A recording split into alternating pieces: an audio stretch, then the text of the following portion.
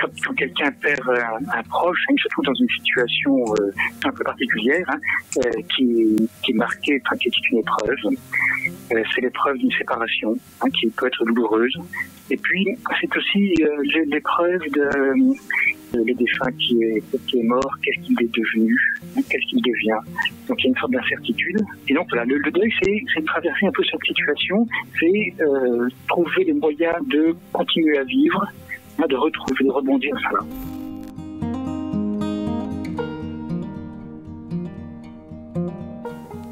Nous vivons une période où dire au revoir à celles et ceux que l'on aime est devenu une épreuve bien compliquée à traverser.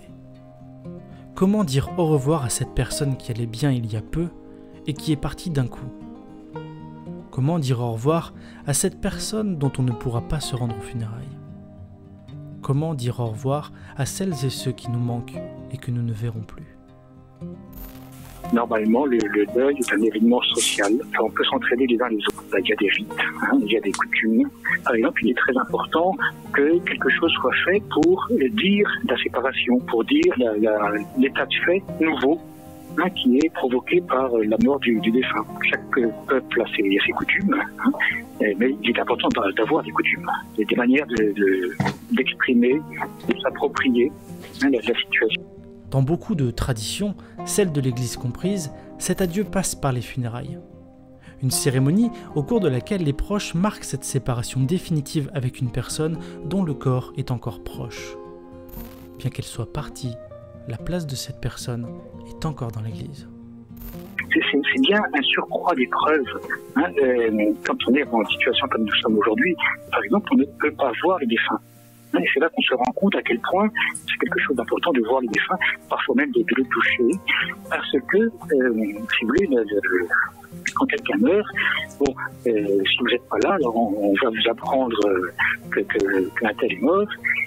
Le fait de le savoir, d'en avoir la nouvelle, c'est quelque chose. Le fait qu'on intègre en soi-même, dans sa conscience, cette situation nouvelle, c'est autre chose. Voir le mort, c'est important. Voilà, ça aide beaucoup à comprendre la réalité de la chose. Quand on ne peut pas voir le mort, alors c'est plus difficile. Si on ne peut pas faire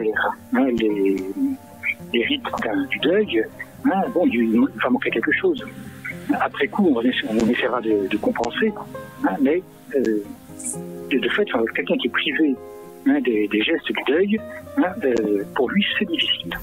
Alors que peut-on faire pour que cela soit moins difficile? Pour l'heure, l'Église catholique accompagne, tant que faire se peut, les familles, même si cela est parfois plus compliqué à mettre en place. La situation nous oblige à vivre les choses différemment, mais pas à nous en passer pour autant. Notre difficulté aujourd'hui, c'est qu'il y a beaucoup de situations où les familles sont découragées, dissuadées, on pense que ce n'est pas possible, en raison des conditions de l'épidémie, d'accompagner vraiment le défunt. Un de mes efforts aujourd'hui, c'est de rappeler d'abord que c'est très important. Même en temps d'épidémie, il ne faut pas négliger nos défunts. Aujourd'hui, à Paris, oui, il est possible d'accompagner les défunts. Alors, c'est moins facile qu'habituellement, mais toutes les églises de Paris sont disponibles pour accueillir des célébrations. Alors, ce sont des célébrations plus courtes, il y aura moins de personnes, sans doute. Il y a certains gestes que l'on ne pourra pas faire, mais c'est possible. Il est également possible d'accompagner les défunts dans les chambres funéraires ou dans les cimetières. J'ai vu quelques familles qui me disaient, mais on nous a dit que rien n'était possible, et c'est très dommage.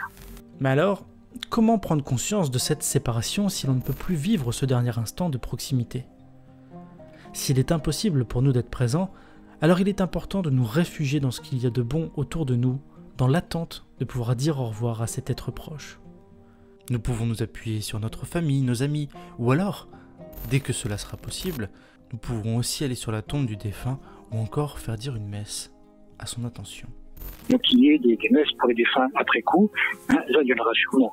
Et pas seulement des messes, peut-être aussi d'autres formes de célébration. Et ce sera aussi un rôle de l'Église que de proposer cela, et d'inviter les familles pour qu'ils aient d'autres nouvelles occasions d'accompagner leurs défunts, au moins par la prière et la pensée. Et la foi chrétienne, c'est notamment l'espérance. Si le Christ est ressuscité, ça veut dire que chacun de nous est appelé aussi à ressusciter. Ça, c'est la grande nouvelle. Le chrétien sait que s'il a aimé quelqu'un sur la terre, cet amour n'est pas perdu, puisque le défunt entre désormais dans une vie nouvelle. Ce qui a été vécu de beau sur la terre ne sera pas perdu. Et donc, si on s'est aimé sur la terre, nous pourrons continuer à nous aimer dans les ciels.